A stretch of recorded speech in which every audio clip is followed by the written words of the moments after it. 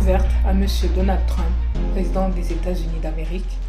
Réaction du Conseil national de la résistance congolaise, CNRC en sigle, au projet d'accord de paix initié par les États-Unis entre la République démocratique du Congo, pays occupé, et le Rwanda, pays agresseur, mais aussi pays proxy.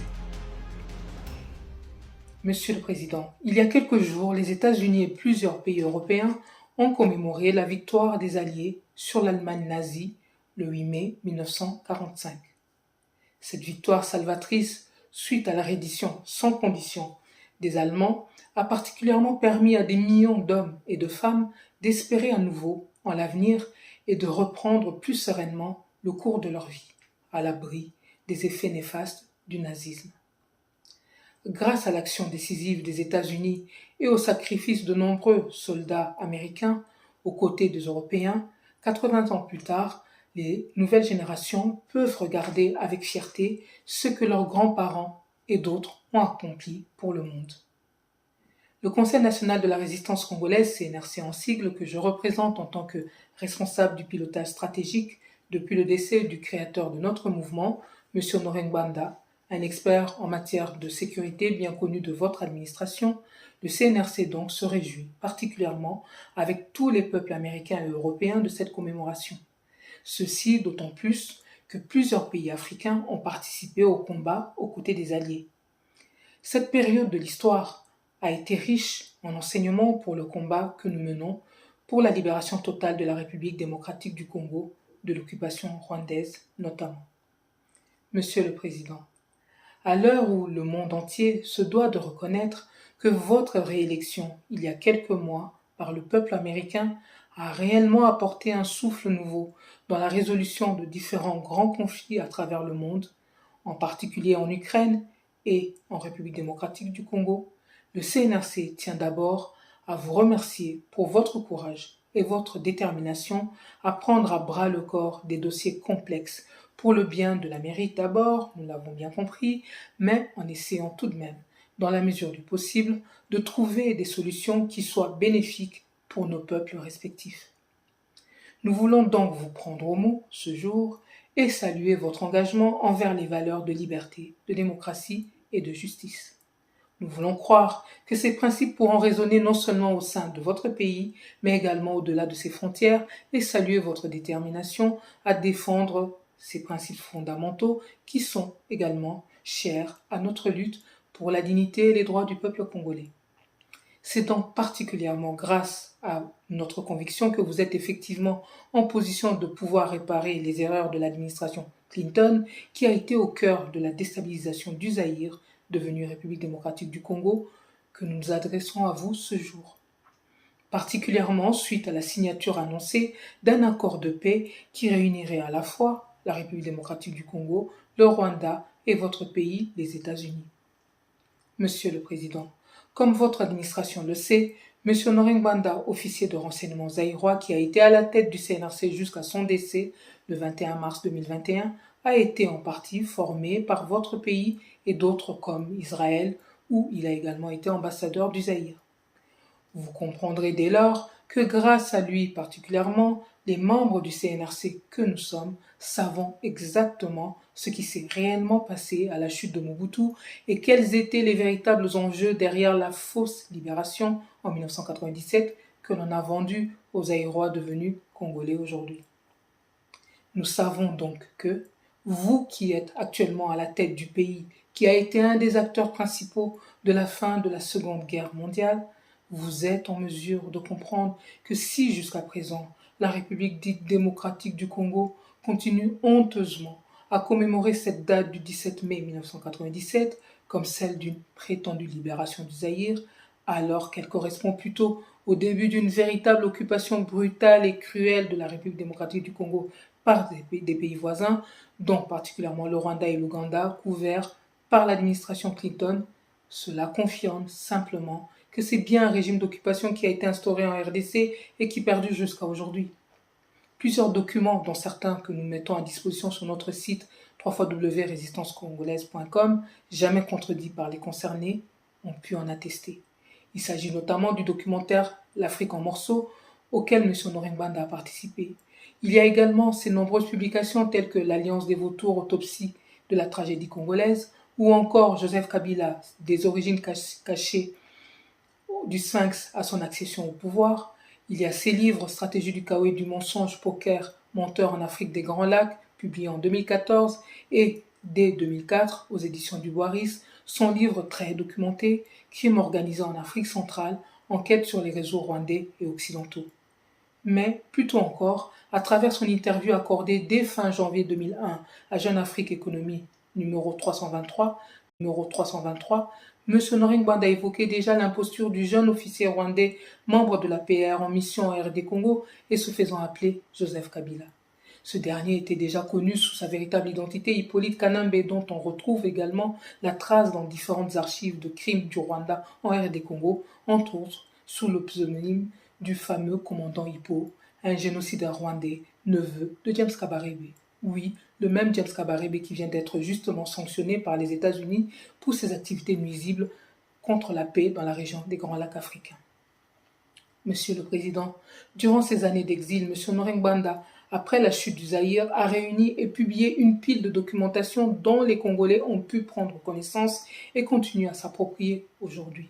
Donc oui, nous savons que notre pays est bel et bien occupé et que derrière les discours fallacieux de Paul Kagame surnommé à juste titre Hitler africain et derrière ces stratagèmes, ce qu'il vise surtout, c'est l'appropriation des terres congolaises et le pillage de nos ressources. Pour atteindre son objectif, il opère sur notre territoire depuis des années un véritable génocide au vu et au su de tous. Oui, tous vos services et donc les anciens collègues de M. Noring Banda savent que le traître et collabo Félix Tshisekedi, surnommé à juste titre le maréchal Pétain congolais, en référence là encore à la Seconde Guerre mondiale, et celui qui se fait appeler Joseph Kabila doivent leur poste au régime d'occupation téléguidé par Kigali et mis en place en RD Congo grâce à l'AFDEL dès le 17 mai 1997. Ainsi, jusqu'aujourd'hui, c'est bien ce régime qui a permis l'infiltration massive de nos institutions et particulièrement de notre armée et nos services de sécurité. Félix Tshisekedi n'a fait que poursuivre l'œuvre amorcée par Joseph Kabila en maintenant à leur poste ou en nommant au gouvernement, dans l'armée, etc., d'autres Rwandais. Tout comme il a favorisé l'arrivée et l'installation de milliers de Rwandais à l'est de la République démocratique depuis 1997, c'est à travers ce même régime d'occupation que le Rwanda a pu déployer en RDC ses différentes tentacules et milices. À travers le RCD Goma, CNDP, M23, PPRD, AFC, CACH, UNC, Ensemble, etc. pour renforcer l'occupation et le contrôle de la RDC, donc par le Rwanda. Sachant que Félix Tshisekedi n'a fait qu'hériter de l'alliance que son propre père avait nouée avec le Rwanda, c'est donc presque naturellement que Joseph Kabila en difficulté l'avait choisi comme dauphin pour lui succéder, avec toutes les conséquences que les Congolais ne peuvent que déplorer aujourd'hui. Monsieur le Président, les Congolais ne sont plus dupes. Comme vos services vous l'ont déjà confirmé, si la République démocratique du Congo va si mal aujourd'hui, que son économie est gangrénée par une prédation tous azimuts, que son armée infiltrée est en débandade malgré des moyens colossaux et l'appui présumé de la MONUSCO, à coût quand même d'au moins 1 milliard de dollars par an, si tout ceci a échoué, c'est parce que, depuis des années, la plupart des membres du régime actuel, de la présidence en passant par le Parlement et le gouvernement congolais, sont tous sous le contrôle de Kigali et Kampala, à qui la majorité d'entre eux doivent leur poste. Ce triste constat ne nous fait pas oublier pour autant les nombreuses complicités dont Paul Kagame bénéficie au sein de la communauté internationale. Les quelques soubresauts d'actes patriotiques auxquels on assiste de temps en temps de la part du gouvernement collaborationniste congolais ne sont dus qu'à la pression subie par le réveil progressif de la population congolaise et d'une frange de la communauté internationale. Mais le CNRC attire votre attention sur le fait que, par comparaison, l'histoire des Alliés lors de la Seconde Guerre mondiale montre à suffisance à quel point, dans son comportement, le gouvernement congolais ménage depuis des années les intérêts en RD Congo des pays agresseurs que sont le Rwanda et l'Ouganda. Malgré de nombreux rapports de l'ONU comme le rapport Mapping et tant d'autres rapports d'ONG qui ont mis en évidence les crimes commis par ces pays et leurs complices en République démocratique du Congo. Pris désormais entre le marteau et l'enclume, Félix Tshisekedi, le maréchal Pétain congolais, est en train de vous vendre une chimère à travers un prétendu accord de paix qui sera contesté tôt ou tard par les Congolais parce que, en tant que collabo, Félix Tshisekedi n'a pas qualité pour engager notre pays. En effet, au regard de tout ce que nous venons de décrire ci-dessus et que nous vous invitons à vérifier si besoin, toute personne réellement attachée aux valeurs de liberté, de démocratie et de justice sait que le régime présidé par Félix Tshisekedi, ce dauphin de l'imposteur rwandais Joseph Kabila, sera considéré tôt ou tard comme une parenthèse malheureuse de l'histoire de la République démocratique du Congo, comme cela a été le cas en Europe pour le régime de Vichy ou encore l'Allemagne nazie. Oui, tôt ou tard, justice devra être rendue pour les millions de leurs victimes congolaises et tous les engagements de ce régime d'occupation devront être reconsidérés. Pourquoi voudriez-vous, Monsieur le Président, prendre le risque d'associer des entreprises américaines à un tel régime? Monsieur le Président, en ce triste jour du 17 mai 2025, où les Congolais continuent à se faire humilier, massacrer, violer, fouetter par les forces rwandaises comme sous la colonisation belge, le CNRC vous exhorte à ne pas entacher votre mandat avec le sang de millions de Congolais en vous rendant complice au vu et au su de tous des manigances du Rwanda et de ses nombreux complices. Le CNRC qui vient d'organiser 2 grandes journées des résistants congolais, les samedis 19 avril et le 10 mai 2025, et une manifestation devant l'ambassade des États-Unis à Paris le samedi 17 mai 2025, a pu mesurer à quel point, comme prévu par M. Norengbanda, c'est bien notre discours de la résistance et notre lecture de la crise congolaise qui sont en train de gagner du terrain. Nous vous exhortons à ne pas hypothéquer la relation des États-Unis d'Amérique avec le peuple meurtri de la République démocratique du Congo, qui, bien que trahi par son élite et une bonne frange de la communauté internationale, n'a pas capitulé ni baissé les bras à l'image de nombreux Wazalendo qui continuent à défendre bec et ongle la terre de leurs ancêtres. Avec l'évolution de la situation en RD Congo et la prise de conscience qui s'opère petit à petit au sein des Congolais, sachez que vous compterez bientôt des millions de Wazalendo sur toute l'étendue du territoire congolais et dans la diaspora qui se battront pour protéger la terre de leurs ancêtres, leur héritage. Monsieur le Président, comme vous avez déjà pu le constater lors de votre premier mandat et encore plus récemment avec Félix Tshisekedi et les siens, les membres de la classe politique congolaise actuelle sont pour la plupart corrompus et ne doivent leur présence dans nos institutions qu'à leur capacité à collaborer avec les occupants. Et Félix Tshisekedi est sans doute le pire d'entre eux. Votre ancienne collaboratrice, Madame Niki Halé, l'avait stigmatisé lors de son déplacement à Kinshasa en 2017. L'article faisant référence à ce qu'elle avait constaté se trouve sur notre site www.résistancecongolaise.com.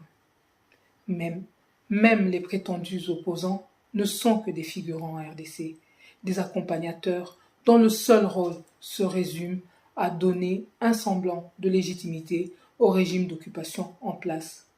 Plus récemment, les réseaux de M. Norengbanda nous ont même informé que l'ancien ministre des Finances de la RDC, M. Nicolas Kazadi, de passage en Occident et faisant allusion à son mentor, M. Félix Tshisekedi, a fait l'aveu suivant auprès de certains de ses interlocuteurs en Occident. Donc. Il a dit « Le chef ne vole pas, on vole pour lui ». Fin de citation. Les États-Unis, comme d'autres pays à travers le monde qui souhaitent exploiter les nombreuses ressources dont regorge la RD Congo, peuvent nouer des relations saines et durables avec notre pays. Mais pour cela, le CNRC estime qu'il est urgent, nécessaire, logique de changer d'abord de régime politique en République démocratique du Congo. Pour réussir à chasser les nazis, les Alliés se sont appuyés sur les résistants et non sur les collabos, et encore moins sur Hitler que vous avez d'abord complètement défait, comme en témoigne la date symbolique du 8 mai. Et avant que certains alliés puissent nouer des relations économiques avec l'Allemagne, il y a d'abord eu le tribunal de Nuremberg et tant d'autres actions en justice contre les nazis et tous leurs complices. Envisager aujourd'hui simplement des relations commerciales entre la République démocratique du Congo et le Rwanda comme si de rien n'était est particulièrement choquant et inacceptable. C'est une prime au crime de Paul Kagame et le Rwanda en République démocratique du Congo. Aucune victime congolaise saine d'esprit ne souhaite renforcer ses bourreaux.